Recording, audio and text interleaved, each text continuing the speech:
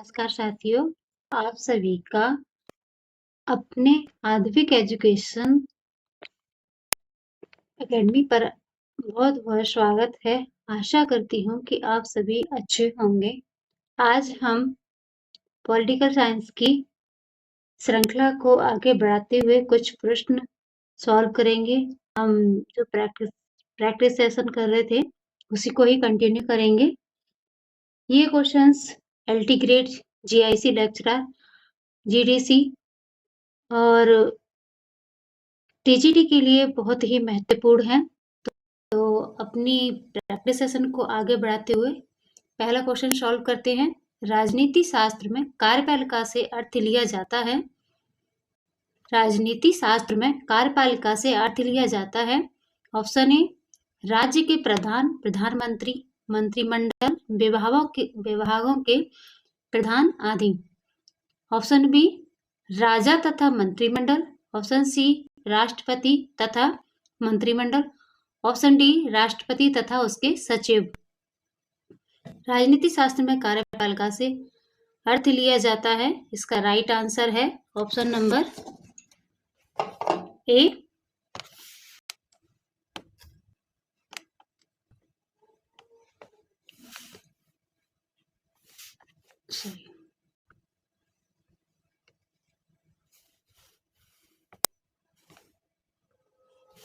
राज्य के प्रधान, प्रधानमंत्री, मंत्रिमंडल, विभागों के प्रधान आदि। राजनीति शास्त्र में कार्यपालिका से अर्थ है कि सरकार के उस अंग से लिया जाता है जो कार्यपालिका का वह अंग है जो कानूनों को लागू करता है और शासन का संचालन करता है। कार्यपालिका का मुख्य कार्य विधायिका द्वारा बनाए गए कानूनों को जमीनी स्तर पर उतारना, नीति निर्माण करना और दैनिक प्रशासन को चलाना है। अगला क्वेश्चन है क्वेश्चन नंबर 2।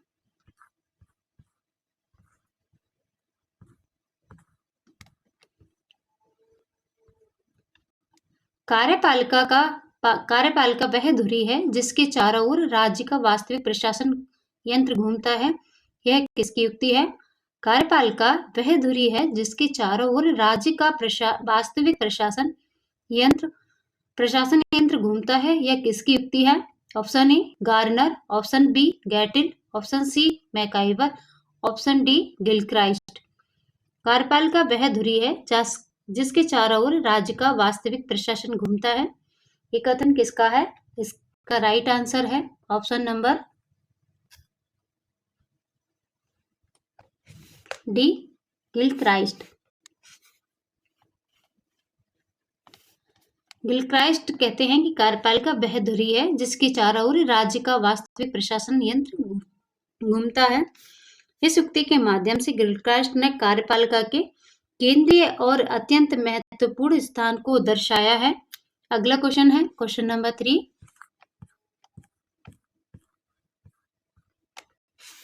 जनता द्वारा राष्ट्रपति का प्रत्यक्ष निर्वाचन कहाँ-कहाँ होता है?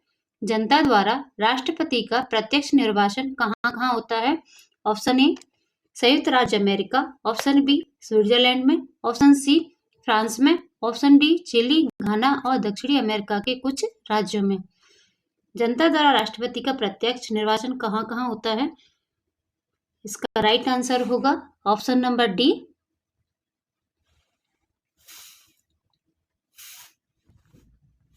चिली, घाना और दक्षिणी अमेरिका के कुछ राज्यों में राष्ट्रपति का प्रत्यक्ष निर्वाचन होता है। अपने भारत में राष्ट्रपति का निर्वाचन अप्रत्यक्ष रूप से होता है, जिसमें विधानसभा, लोकसभा और राज्यसभा के निर्वाचित सदस्य भाग लेते हैं। अगला क्वेश्चन है क्वेश्चन नंबर 4। संसदात्मक सरकार में कार्यपालिका की वास्तविक शक्तियां कहाँ निवास करती हैं? संसदात्मक सरकार में कार्यपालिका की वास्तविक शक्तियां कहाँ निवास करती हैं? ऑप्शन ए, राजा में। ऑप्शन बी, राष्ट्रपति में। ऑप्शन सी, संसद में। ऑप्शन डी, प्रधानमंत्री में। संसदात्मक सरकार में कार्यपालिका की वास्तविक शक्तियां कहाँ निवास करती हैं? इसका राइट आंसर है ऑप्शन नंबर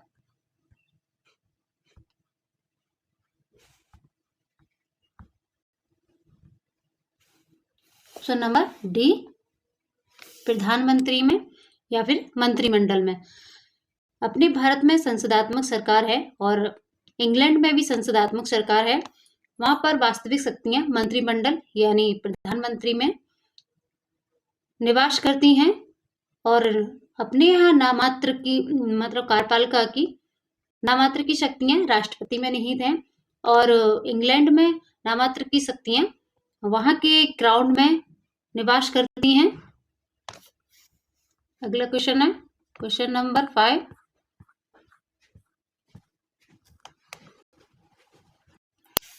अगला क्वेश्चन है आधुनिक कार्यपालिका की शक्ति में अप्रत्याशित वृद्धि क्यों हुई है? आधुनिक कार्यपालिका की शक्ति में अप्रत्याशित वृद्धि क्यों हुई है? ऑप्शन ए समाजवाद के कारण, ऑप्शन बी लोक कल्याणकारी राज्य के कारण, ऑप्शन सी श्रेणी समाजवाद के कारण, ऑप्शन डी मार्क्सवाद के कारण। आधुनिक कार्यपालिका की शक्ति में अप्रत्याशित वृद्धि क्यों हुई है? इसका राइट आंसर है ऑप्शन नंबर बी,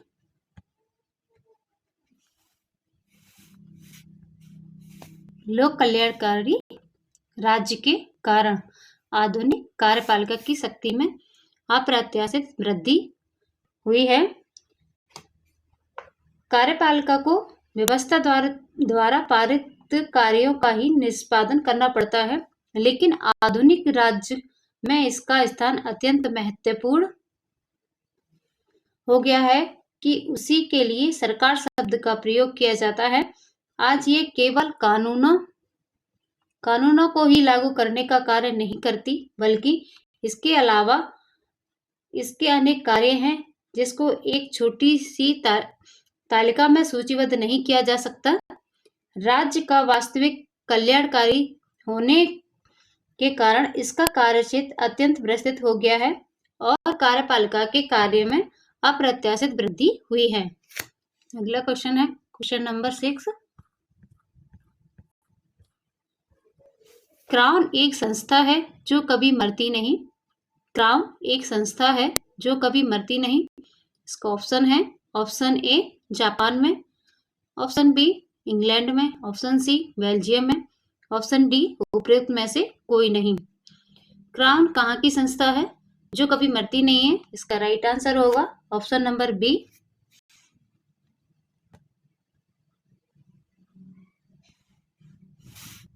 इंग्लैंड में।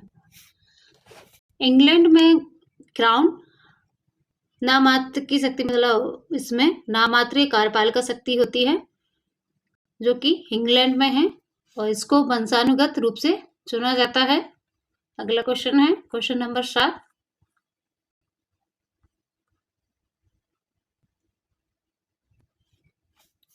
क्राउन यानी राजा मंत्रीगण तथा संसद के विलक्षण संगम से निर्मित सर्वोच्च कार्यपालिका शक्ति के पीछे एक कल्पना है। हम सत्ता के इसी कुछ अविचारणीय सम्मिश्रण को क्राउन कहते हैं। यह किसका कथन है? क्राउन राजा मंत्रीगण तथा संसद के विलक्षण संगम से निर्मित सर्वोच्च कार्यपालिका शक्ति के पीछे एक कल्पना है। हम सत्ता के इसी कुछ अविचारणीय सम्मिश्रण को क्राउन कहते हैं। यह किसका कथन है? Option A Blackstone, option B Munro, option C ऑकॉर्जिंग, ऑप्शन डी फाइनर। इसका राइट आंसर होगा ऑप्शन नंबर सी ऑकॉर्जिंग। ये कथन ऑकॉर्जिंग का है जो कि राजा और मंत्रीगण तथा संसद के विलक्षण संगम से निर्मित सर्वोच्च न्यायालय शक्ति के पीछे एक कल्पना है। इस सत्ता के इसी कुछ अविचारणीय सम्मिश्रण को क्राउन कहते हैं। ये परिभाषा ऑकॉर्जिंग ने दी है। अगला क्वेश्चन है क्वेश्चन नंबर 8। इंग्लैंड में सम्राट पद और उत्तराधिकारी के समझौता अधिनियम संसद द्वारा कितनी ईस्वी में पारित हुआ था? ये इंग्लैंड में सम्राट पद और उत्तराधिकारी के समझौता अधिनियम संसद द्वारा कितनी ईस्वी में पारित हुआ? ऑप्शन ए 1719 ईस्वी, ऑप्शन बी 1605 ईस्वी, ऑप्शन सी 1735 ईस्वी, ऑप्शन डी 1701 ईस्वी में।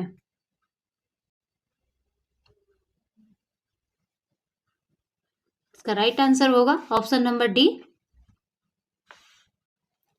1701 ईस्वी में। इंग्लैंड में सम्राट पद और उसके उत्तराधिकारी के समझौता अधिनियम 1701 द्वारा पारित हुआ था, जिसमें समझौता हुआ था कि इंग्लैंड जो कि सम्राट है उसको वंशानुगत रूप से ही चुना जाएगा और उसके लिए उसमें नाम मात्र की शक्तियां समाहित होंगी। अगला क्वेश्चन है,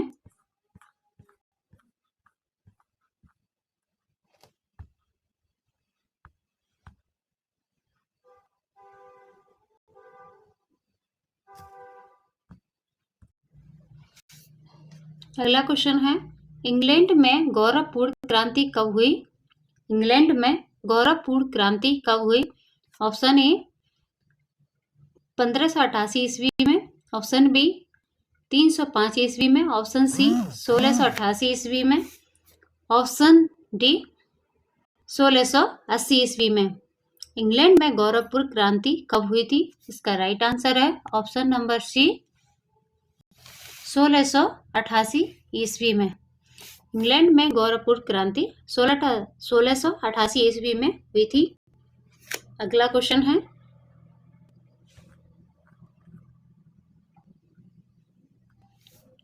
हार्डविक ने जॉर्ज द्वितीय से कहा, श्रीमान, आपका मंत्रीगण सरकार के साधन मात्र हैं। जॉर्ज द्वितीय ने मुस्कुराते हुए उत्तर दिया, इस देश में मंत्रीगण ही वास्तविक राजा है। यह कितनी ईस्वी की बात है? ये कब मंत्रणा हुई थी? ये पूछ रहा है। ऑप्शन ए 705 ईस्वी में, ऑप्शन बी 709 ईस्वी में, ऑप्शन सी 1750 ईस्वी में, ऑप्शन डी 1774 ईस्वी में। हार्डविक ने जॉर्ज द्वितीय से कहा, श्रीमान, आपका मंत्रीगण सरकार के साधन मात्र हैं। जॉर्ज द्वितीय ने मुस्कुराते हुए उत्तर दिया, इस देश में मंत्रीगण ही वास्तविक राजा है। इसका राइट आंसर होगा ऑप्शन नंबर डी 1774 ईस्वी में। जॉर्ज द्वितीय ने यह उक्ति करीब 100 वर्षों के बाद सत्य निकली। मंत्रीगण राजा के नौकर नहीं बल्कि मालिक होंगे। कि पहले राजा का पद वास्तविक था, अब राजा मात्र वैधानिक प्रधान है। क्राउन जिसे वह पहनता है एक संस्था के रूप में है जो कभी नहीं मरता। कहा गया है कि राजा मर जाता है लेकिन क्राउन कभी नहीं मरता। संसदीय प्रणाली के उत्तरोत्तर विकास ने राजा के व्यक्तिगत अधिकार को वैधानिक बना दिया है और क्राउन के अधिकार को वास्तविक, जिसमें मंत्रीगणों की अहम भूमिका रहती है। अगला क्वेश्चन है क्वेश्चन नंबर 11।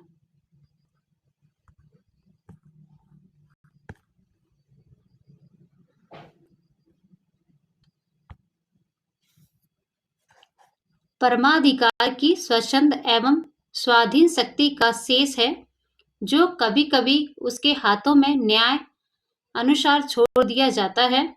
किसकी उक्ति है? परमाधिकार की स्वच्छंद एवं स्वाधीन शक्ति का शेष है जो कभी कभी उसके हाथों में न्याय अनुसार छोड़ दिया जाता है। किसकी उक्ति है ये? Option A Dicey, option B sir Maurice Amos, option C Sidney Verba, option D doctor Finer. इसका राइट आंसर होगा ऑप्शन नंबर ए डाइसी। यह उक्ति डाइसी की है।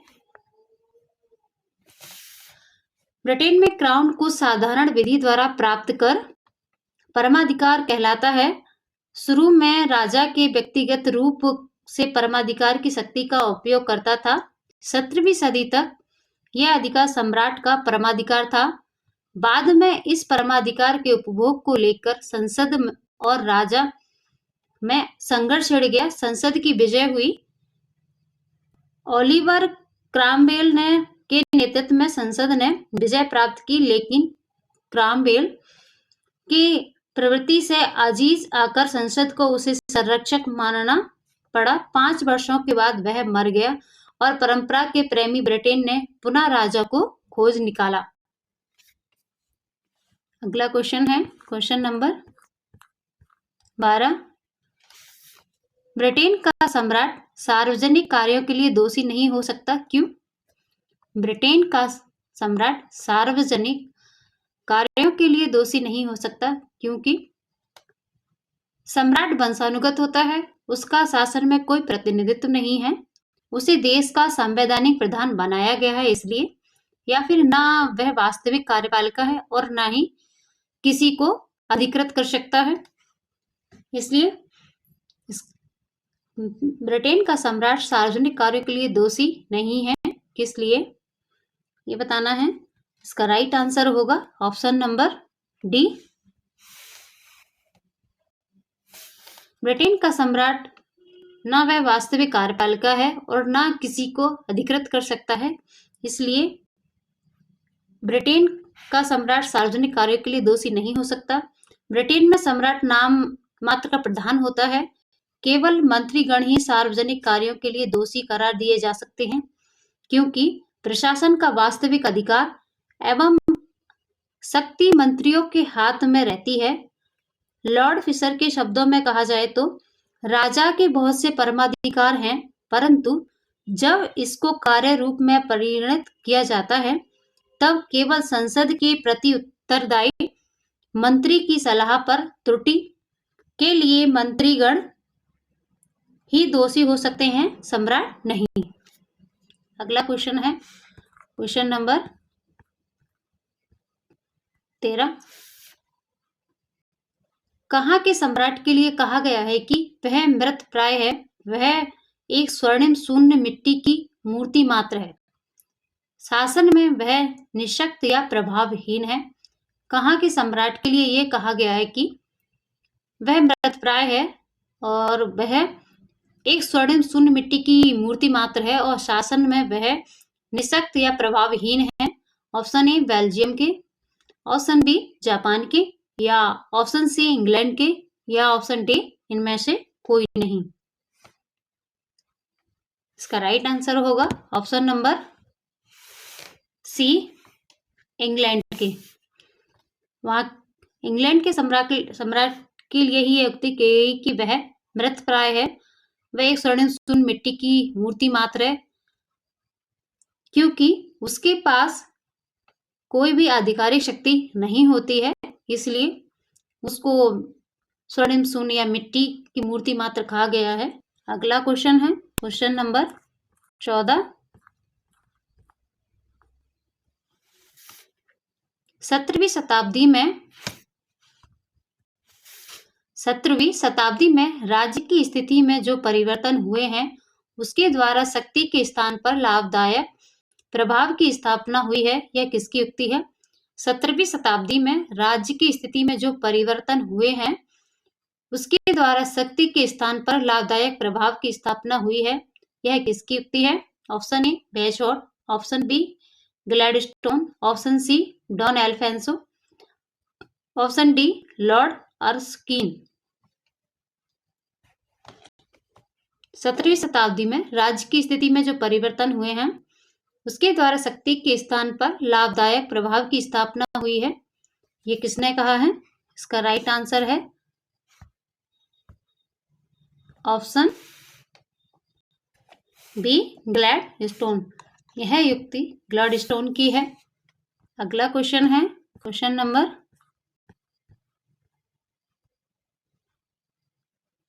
15। इंग्लैंड में कौन सा दल राजतंत्र के विरोध में है और गणतंत्र के पक्ष में है?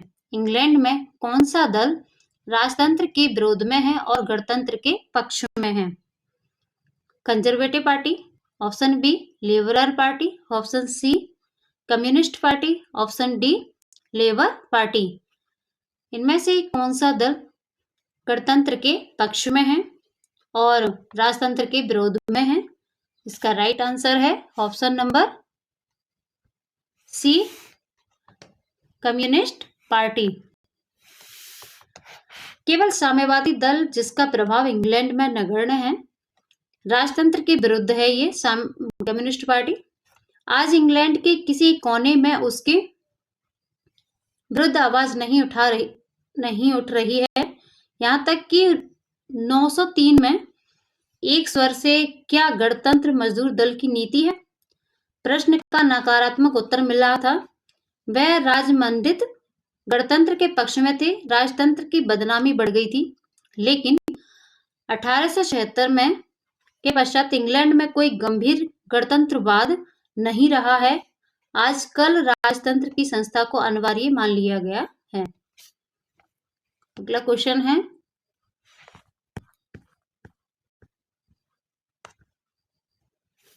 राजतंत्र को लोकतंत्र के हाथों उसके प्रतीक के रूप में बेच दिया गया है और इस बिक्री के उपलक्ष्य में इतनी जोर की हर्ष ध्वनि हुई है कि एक दो विरोधी आवाजें सुनाई भी नहीं दी हैं।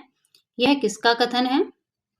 राजतंत्र को लोकतंत्र के हाथों उसके प्रतीक के रूप में बेच दिया गया है और इसकी बिक्री के उपलक्ष्य में इतनी जोर की हर्ष ध्वनि हुई है कि एक दो विरोधी आवाजें सुनाई भी नहीं दी हैं। यह किसका कथन है? Option A Laski, option B Jackson, option C lord और आर्स्किन, ऑप्शन डी ग्लैडस्टोन। इसका राइट आंसर होगा ऑप्शन नंबर ए लास्की। यह लास्की का कथन है, जो इंग्लैंड के क्राउन और वहां की शासन प्रणाली के बारे में उन्होंने ये टिप्पणी की थी। अगला क्वेश्चन है, ब्रिटेन में मंत्रिमंडल का भौतिक आधार क्या है? ब्रिटेन में मंत्रिमंडल का भौतिक आधार क्या है? ऑप्शन ए प्रधानमंत्री, ऑप्शन बी मंत्रिमंडल, ऑप्शन सी संसद या ऑप्शन डी सम्राट। ब्रिटेन में मंत्रिमंडल का भौतिक आधार क्या है? इसका राइट आंसर होगा ऑप्शन नंबर डी सम्राट। वहां पर संसदात्मक शासन प्रणाली है और राजतंत्र प्रणाली है, क्योंकि वहां की कार्यपालिका का प्रमुख वहां का सम्राट होता है। अगला क्वेश्चन है, क्वेश्चन नंबर, इंग्लैंड में राज परिवार के आचरण का प्रभाव किस पर पड़ता है? इंग्लैंड में राज परिवार के आचरण का प्रभाव किस पर पड़ता है? ऑप्शन ए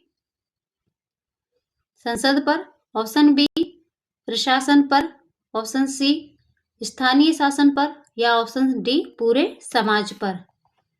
इंग्लैंड में राज परिवार के आचरण का प्रभाव किस पर पड़ता है? इसका राइट आंसर होगा ऑप्शन नंबर डी पूरे समाज पर। इंग्लैंड के राज परिवार के आचरण का प्रभाव वहां के पूरे समाज पर पड़ता है। अगला क्वेश्चन है, क्वेश्चन नंबर 19, फिलाडेल्फिया सम्मेलन कितनी ईस्वी में हुआ था? फिलाडेल्फिया सम्मेलन कितनी ईस्वी में हुआ था? ऑप्शन ए 1765 ईस्वी, ऑप्शन बी 1785 ईस्वी, ऑप्शन सी 1787 ईस्वी, ऑप्शन डी 1789 ईस्वी। फिलाडेल्फिया सम्मेलन कितनी ईस्वी में हुआ था? इसका राइट आंसर है ऑप्शन नंबर सी 1787 ईस्वी में। 1787 ईस्वी में फिलाडेल्फिया सम्मेलन हुआ था। अगला क्वेश्चन है, क्वेश्चन नंबर 20,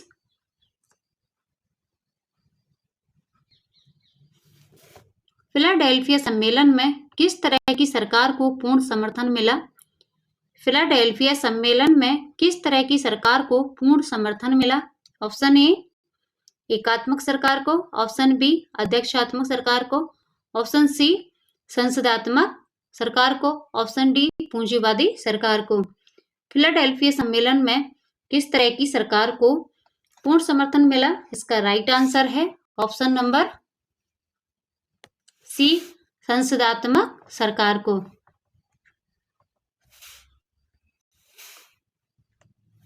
संसदात्मक सरकार को। फिलाडेल्फिया सम्मेलन में संसदात्मक सरकार को पूर्ण समर्थन मिला। अमेरिका में राष्ट्रपति इसका राइट आंसर होगा ऑप्शन नंबर डी, अध्यक्षात्मक सरकार।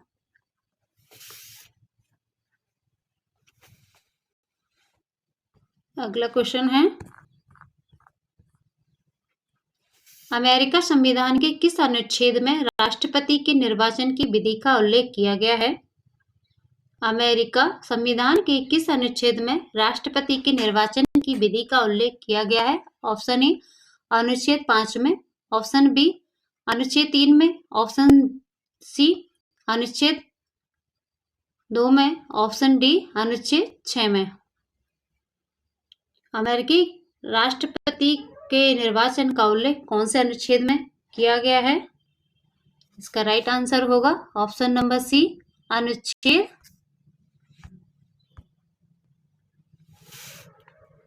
2 में। अमेरिका में राष्ट्रपति का निर्वाचन एक निर्वाचक मंडल द्वारा होता है। निर्वाचक गण राज्यों द्वारा नियुक्त सदस्य होते हैं। प्रत्येक राज्य के निर्वाचकों की संख्या संसद के दोनों सदनों में राज्य के प्रतिनिधियों के बराबर होती है। निर्वाचकों की नियुक्ति प्रत्येक राज्य के विधानमंडल द्वारा निर्धारित रीति से होती है। लगभग 100 वर्षों में प्राय सभी राज्यों में निर्वाचकों का निर्वाचन प्रत्यक्ष रूप से जनता द्वारा वयस्क मताधिकार के आधार पर होता है। किसी राज्य के सीनेट में 2 सदस्य और प्रतिनिधि सभा में 6 हो तो निर्वाचक गण उस राज्य के 6 + 2 = 8 होंगे। निर्वाचक मंडल का कार्य राष्ट्रपति और उपराष्ट्रपति चुनने के सिवाय कुछ नहीं है। अगला क्वेश्चन है क्वेश्चन नंबर 22।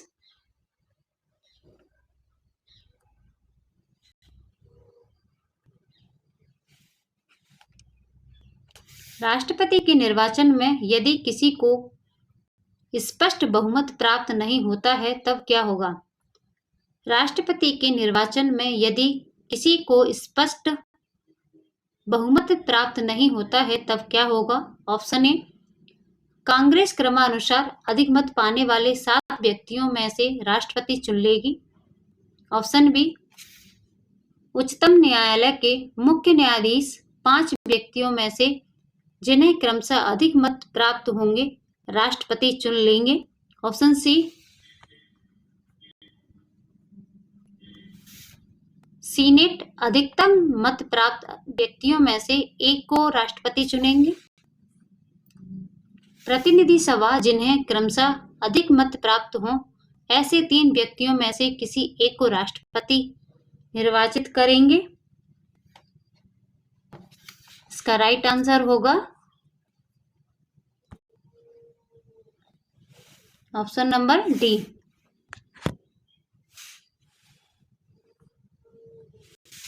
प्रतिनिधि सभा जिन्हें क्रमशः अधिक मत प्राप्त हों ऐसे 3 व्यक्तियों में से किसी एक को राष्ट्रपति निर्वाचित करेंगे। अमेरिका में राष्ट्रपति का प्रत्यक्ष निर्वाचन होता है। वहां के राष्ट्रपति को सीधे जनता द्वारा चुना जाता है। कॉलेजियम प्रणाली के द्वारा। अगला क्वेश्चन है, पहली बार कितनी ईस्वी में संयुक्त राज्य अमेरिका के राष्ट्रपति का निर्वाचन दलगत आधार पर हुआ? पहली बार कितनी ईस्वी में संयुक्त राज्य अमेरिका के राष्ट्रपति का निर्वाचन दलगत आधार पर हुआ? ऑप्शन ए 1785 ईस्वी में, ऑप्शन बी 1784 ईस्वी में, ऑप्शन सी 1776 ईस्वी में, ऑप्शन डी 1800 ईस्वी में। पहली बार कितनी ईस्वी में संयुक्त राज्य अमेरिका के राष्ट्रपति का निर्वाचन दलगत आधार पर हुआ है? इसका राइट आंसर होगा ऑप्शन नंबर डी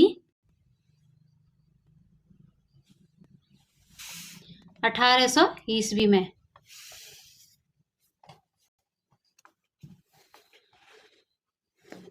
एग्जैक्ट ये 1796 ईस्वी में निर्वाचन दलगत आधार पर हुआ था। इस चुनाव में 2 प्रमुख राजनीतिक दल उभरे थे। पहला था संघवादी दल, जिसको फेडरलिस्ट पार्टी कहा गया, और दूसरा था लोकतांत्रिक रिपब्लिकन दल, यानी डेमोक्रेटिक रिपब्लिकन दल। संघवादी दल से जॉन एडम्स को चुना गया और लोकतांत्रिक रिपब्लिकन दल से थॉमस जेफरसन को उम्मीदवार चुना गया था। जो संघवादी दल के जॉन एडम्स थे, जो जीतने के बाद इनको राष्ट्रपति बनाया गया था, और विरोधी पार्टी के लोकतांत्रिक रिपब्लिक दल के जो नेता थे या जो हारे थे, उनको उपराष्ट्रपति चुना गया था। अगला क्वेश्चन है क्वेश्चन नंबर 5।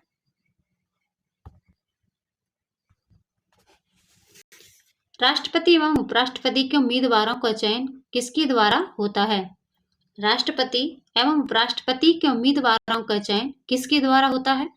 ऑप्शन ए प्रतिनिधि सभा द्वारा, ऑप्शन बी डेमोक्रेटिक और रिपब्लिक दलों के राष्ट्रीय सम्मेलनों द्वारा, ऑप्शन सी सीनेट द्वारा, ऑप्शन डी उच्चतम न्यायालय द्वारा।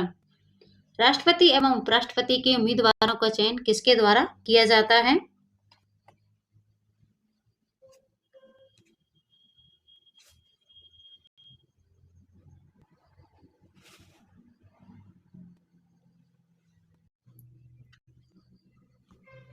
इसका राइट आंसर होगा ऑप्शन नंबर बी, डेमोक्रेटिक और रिपब्लिक दलों के राष्ट्रीय सम्मेलनों के द्वारा राष्ट्रपति और उपराष्ट्रपति का चयन किया जाता है। अगला क्वेश्चन है क्वेश्चन नंबर 25। यदि स्पष्ट बहुमत प्राप्त नहीं हो तो उपराष्ट्रपति का निर्वाचन कौन करता है? यदि स्पष्ट बहुमत प्राप्त नहीं हो तो उपराष्ट्रपति का निर्वाचन कौन करता है? ऑप्शन ए सीनेट एवं प्रतिनिधित्व सभा द्वारा, ऑप्शन बी प्रतिनिधि सभा द्वारा, या फिर ऑप्शन सी सीनेट द्वारा, या ऑप्शन डी न्यायालय द्वारा। यदि स्पष्ट बहुमत प्राप्त नहीं हो तो उपराष्ट्रपति का निर्वाचन कैसे होता है, किसके द्वारा किया जाता है? इसका राइट आंसर है ऑप्शन नंबर सी, सीनेट के द्वारा। अमेरिकी उपराष्ट्रपति पद के उम्मीदवार को इलेक्टोरल कॉलेज में स्पष्ट बहुमत यानी कि 270 या उससे अधिक मत नहीं प्राप्त होते हैं तो सीनेट उपराष्ट्रपति का चुनाव करती है। इस प्रक्रिया को आकस्मिक चुनाव कहा जाता है और यह 12वें संविधान संशोधन द्वारा स्थापित हुआ था। अगला क्वेश्चन है क्वेश्चन नंबर 26।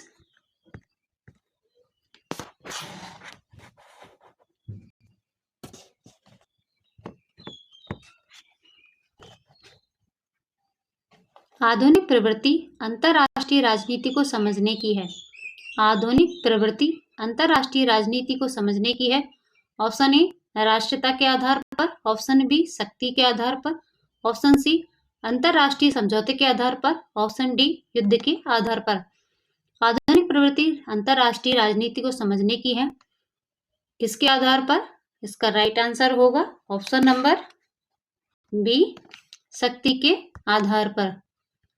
आधुनिक प्रवृत्ति अंतरराष्ट्रीय राजनीति को समझने का आधार इसको शक्ति के आधार पर समझा जाता है। आधुनिक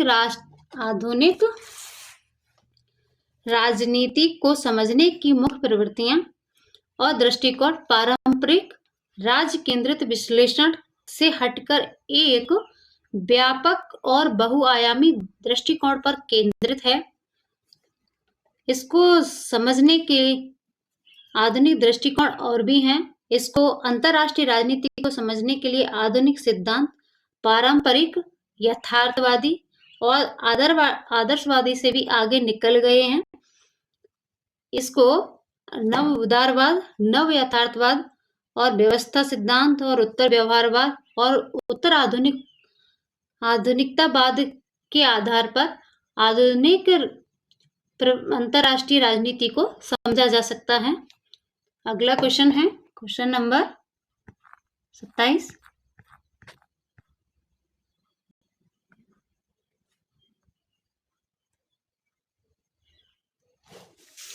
क्वेश्चन थोड़ा बड़ा है तो पहले क्वेश्चन पढ़ेंगे, उसके बाद आंसर्स देखेंगे इसके। राष्ट्रीय शक्ति जनसंख्या, कच्चे माल अथवा ऐसे ही अन्य संसाधनों के योग से भिन्न होती है। एक राष्ट्र की शक्ति केवल मात्रात्मक न होकर गुणात्मक होती है। जो मित्र राष्ट्रों की संख्या, नागरिकों की देशभक्ति, उनके मनोबल, संस्थाओं के लचीलेपन, तकनीकी ज्ञान, रहस्यों को गुप्त रखने तथा कष्ट सहने की क्षमता जैसे अमूर्त गुणों का परिणाम होता है। यह किसका कथन है? एक बार फिर से पढ़ेंगे। इस तरह के क्वेश्चंस पीजीटी लेवल पे और जीडीसी में बहुत सारे आते हैं, इसलिए इसको इग्नोर ना करें बिल्कुल भी, और इसको दोबारा पढ़ें। दो बार भी समझ में नहीं आए तो 3 बार पढ़ें, उसके बाद ही इसके ऑप्शन को देखना चाहिए। राष्ट्रीय शक्ति जनसंख्या, कच्चे माल अथवा ऐसे ही अन्य संसाधनों के योग से भिन्न होती है। एक राष्ट्र की शक्ति केवल मात्रात्मक न होकर गुणात्मक होती है। जो मित्र राष्ट्रों की संख्या, नागरिकों की देशभक्ति, उनके मनोबल, संस्थाओं के लचीलेपन, तकनीकी ज्ञान, रहस्यों को गुप्त रखने तथा कष्ट सहने की क्षमता जैसे अमूर्त गुणों का परिणाम होता है। यह किसका विचार है? अब इसके ऑप्शन पढ़ेंगे। ऑप्शन है इसका जॉर्ज रविंजन करल, option B Morgenthau, option C Palmer एवं Parkinson, option D William Ebenstein. Option है इसके जॉर्ज रविंजन करल, मार्गेंथाउ, पामर एवं पार्किंसन, विलियम्स एविस्टिन।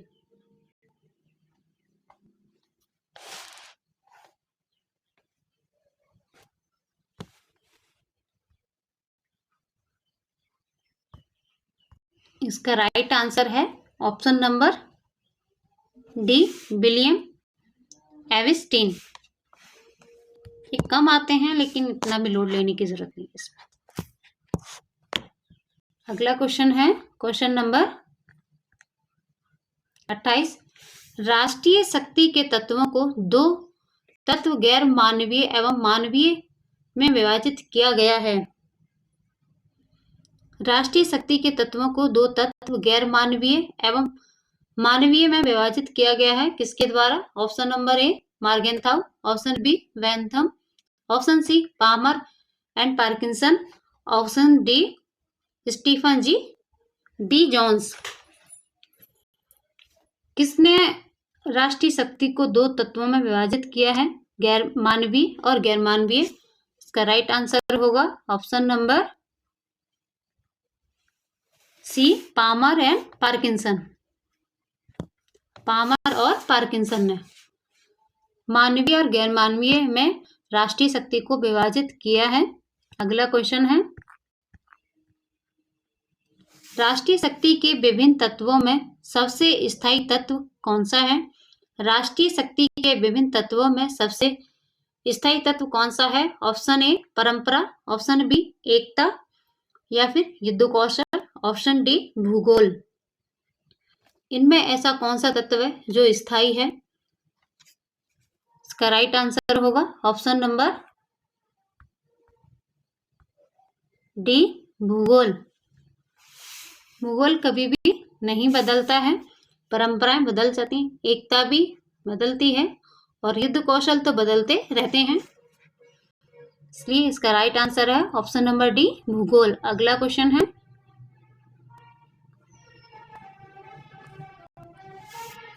भारत की विदेश नीति में जो तत्व परिवर्तन का सूचक है, निरंतरता का नहीं, यहाँ थोड़ा गलत हो गया, निरंतर नहीं होगा, निरंतरता का नहीं, वह है भारत की विदेश नीति में जो तत्व परिवर्तन का सूचक है, निरंतरता का नहीं, वह है रंग भेद, नस्ल भेद का विरोध, ऑप्शन बी नव उपनिवेशवाद का विरोध, ऑप्शन सी एफ्रो एशियाई एकता, ऑप्शन डी संकट के लिए मित्र उत्पन्न करने वाली द्विपक्षीय संधि। भारत की विदेश नीति में जो तत्व परिवर्तन का सूचक है, निरंतरता का नहीं, वह है रंगभेद, नस्लभेद या नव उपनिवेशवाद का विरोध या फिर एफ्रो एशियाई एकता, संकट के लिए उत्पन्न करने वाली द्विपक्षीय संधियां। इसका राइट आंसर है ऑप्शन नंबर डी, संकट के लिए मित्र उत्पन्न करने वाली द्विपक्षीय संधि। भारत की विदेश नीति में जो तत्व परिवर्तन का सूचक है, वह है संकट के लिए मित्र उत्पन्न करने वाली द्विपक्षीय संधि। अगला क्वेश्चन है क्वेश्चन नंबर 31। आफ्टा का संबंध किस संगठन से है? आफ्टा का संबंध किस संगठन से है? Option A ASEAN, option B SAARC, option C NATO, option D SEATO. AFTA का संबंध कौन से संगठन से है? इसका राइट आंसर होगा ऑप्शन नंबर ए आसियान। इसका संबंध आसियान से है। आफ्टा आसियान देशों का व्यापारिक संगठन है। आसियान दक्षिण पूर्वी एशियाई राष्ट्रों का संघ है। इसकी स्थापना 8 अगस्त 1967 को बैंकॉक घोषणा के द्वारा की गई थी। इसका केंद्रीय सचिवालय जकार्ता में है। आसियान का लक्ष्य यह है कि सन 2003 तक एक मुक्त व्यापार क्षेत्र बना लिया जाए। अगला क्वेश्चन है, अंतरराष्ट्रीय राजनीति में किस अवधारणा का विशिष्ट महत्व है? अंतरराष्ट्रीय राजनीति में किस अवधारणा का विशिष्ट महत्व है? ऑप्शन ए सामाजिक हित की अवधारणा का, ऑप्शन बी मानवीय हित की अवधारणा, ऑप्शन सी संस्थात्मक हित की अवधारणा का, ऑप्शन डी राष्ट्रीय हित की अवधारणा को। किसका विशिष्ट महत्व है अंतरराष्ट्रीय राजनीति में? इसका राइट आंसर होगा ऑप्शन नंबर डी राष्ट्रीय हित की अवधारणा। अंतरराष्ट्रीय राजनीति में सर्वाधिक महत्व राष्ट्रीय हित को दिया जाता है। सभी राष्ट्र अपना अपना हित, इनका प्राथमिक उद्देश्य राष्ट्रीय हित ही होता है। अगला क्वेश्चन है,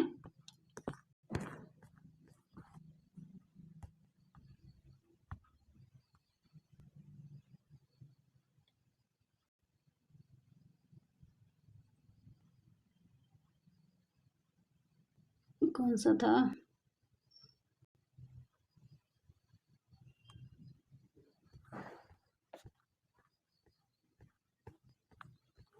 ये भी हो गया था, इसके बाद वाला है विदेश नीति की सफलता में असफलता का मूल्यांकन है। विदेश नीति की सफलता में असफलता का मूल्यांकन है। ऑप्शन ए व्यक्तिगत हित की परिप्रेक्ष्य में, ऑप्शन बी संगीत की परिप्रेक्ष्य में, ऑप्शन सी राष्ट्रीय हित के परिप्रेक्ष्य में, ऑप्शन डी प्रशासन हित की परिप्रेक्ष्य में। विदेश नीति की सफलता में असफलता का मूल्यांकन कौन सा है इनमें से? इसका राइट आंसर होगा ऑप्शन नंबर सी राष्ट्रीय हित के परिप्रेक्ष्य में। विदेश नीति की सफलता में असफलता का मूल्यांकन राष्ट्रीय हित की परिप्रेक्ष्य में होता है। अगला क्वेश्चन है question number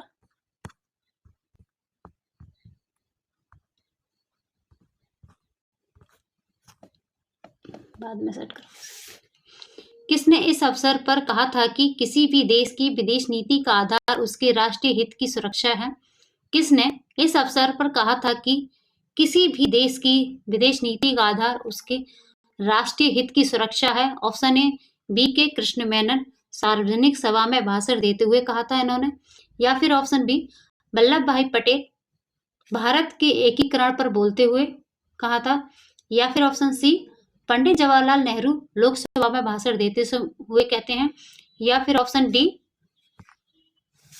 doctor Ram Manohar Lohia स्वतंत्रता प्राप्ति के बाद विदेश नीति पर बोलते हुए। इसका राइट आंसर होगा ऑप्शन नंबर सी पंडित जवाहरलाल नेहरू लोकसभा में भाषण देते हुए कहते हैं कि किसी भी देश की विदेश नीति का आधार उसके राष्ट्रीय हित की सुरक्षा है। अगला क्वेश्चन है क्वेश्चन नंबर 35। किसकी राजनीति का मुख्य तत्व राष्ट्रीय हित की प्रधानता है? किसकी राजनीति का मुख्य तत्व राष्ट्र हित की प्रधानता है? Option A Morgenthau, option B रेमो आसे, ऑप्शन सी चार्ल्स लर्च तथा अब्दुल सईद, ऑप्शन डी बॉन्डिक। किसकी राजनीति का मुख्य तत्व राष्ट्रीय हित की प्रधानता है? इसका राइट आंसर है ऑप्शन नंबर ए मार्गेंथाउ।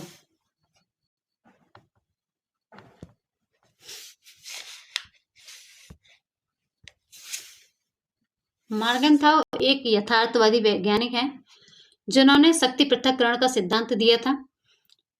ये राजनीति का मुख्य तत्व राष्ट्र हित की प्रधानता मतलब राष्ट्र हित को मानते हैं। इनका प्रमुख लक्ष्य यही है कि प्रत्येक राष्ट्र को अपना अपना राष्ट्रीय हित देखना चाहिए। आज के सेशन को हम यहीं समाप्त करते हैं। यदि हमारे क्वेश्चंस आपके लिए कुछ भी हेल्प कर रहे हैं या आपकी तैयारी के लिए कुछ सहयोग दे रहे हैं तो हमारे चैनल को सब्सक्राइब करें, लाइक करें, जिससे मुझे मोटिवेशन मिले और भी अच्छे अच्छे क्वेश्चन एक्सप्लेनेशन के साथ और कुछ और नया कर सकूं मैं। इसके लिए हमें मोटिवेशन की ज़रूरत है, तो आप सभी हमारे चैनल को लाइक करो और सब्सक्राइब कर लेना। आप सभी का बहुत बहुत धन्यवाद। Thank you so much.